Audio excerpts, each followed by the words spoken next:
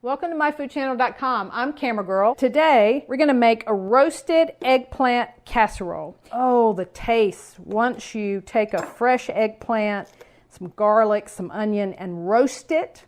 Oh, makes all the difference in the world. So getting right to it, what we're going to do is just create some 1/4-inch discs that we can roast.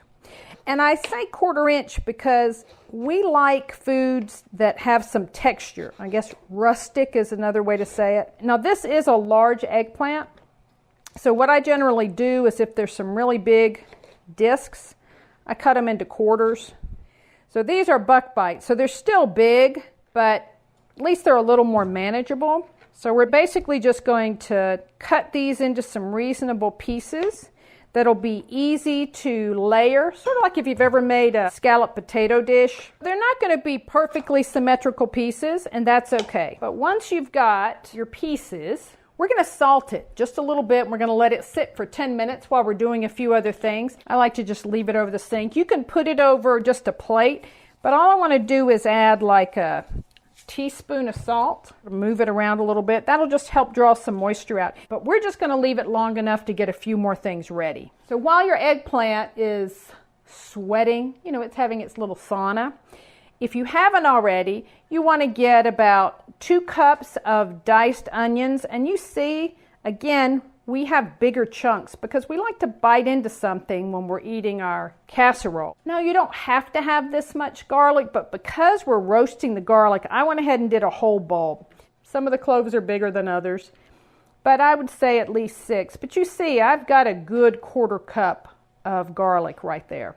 So now we're going to throw together our sauce. And eggplant and tomato, they get along very well. So we're just going to take a can of diced tomatoes. And I half drained it, not all the way, so it's still got a little bit of its juice. Small can of tomato sauce. This is plain tomato sauce. This is not ragu or any of that stuff, so you can feel like you're really cooking. Now, this is not a mistake. We're going to put some tuna in here. And you might say, what?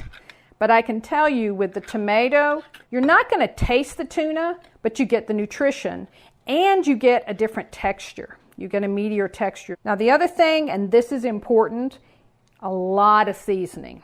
Some Italian seasoning, some minced onion, yes, even though we have a lot of onion, some roasted garlic, yes, even though we have a lot, caraway seeds, and this, it's an additional Italian seasoning mix that has a little bit of heat. This is what we're using.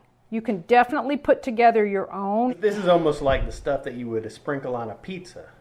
Almost, but it's got more Italian. It doesn't just have the pepper flakes. So you'll notice I don't add salt. Your tuna has salt. We just put some salt on the eggplant. So just dump all this in and then mix them up and set it aside. So we're going to oil up our roasting pan.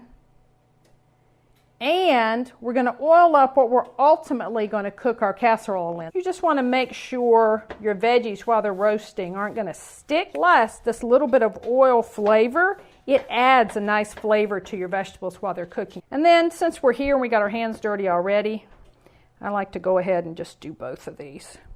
So now we're just putting our eggplant in a single layer, and then our onion and garlic, they're just going to add some additional flavor while the eggplant, while all of it's cooking. So we've got our oven preheated at 425. So now we're going to slide it in the oven and let it roast away for 15 minutes. Beep, beep, beep, beep. And all you're trying to do, you see the garlic has got some brown on it. Some of the onion is starting to just get a little bit of brown.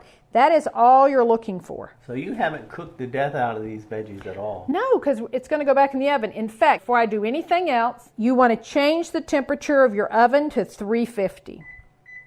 Bringing it down because now you're just going to put everything together. You just need a little bit of heat to get those flavors to dance together. So while we're letting this cool down, you can go ahead and move your garlic because we want to dice up the roasted garlic a little bit, put it with our sauce so it's better distributed. If you've ever roasted onion and garlic, you go, oh, I would have cooked it a lot more. But you don't want to for this recipe or else you're going to cook everything to mush. So we're going to let this cool off for a second while we cut up our garlic, roughly chop our roasted garlic. Now we'll just mix our garlic into our sauce. And you could call it 3 layers, but basically I'm going to put half my eggplant and onions on the bottom here. Then I'm going to put half my sauce.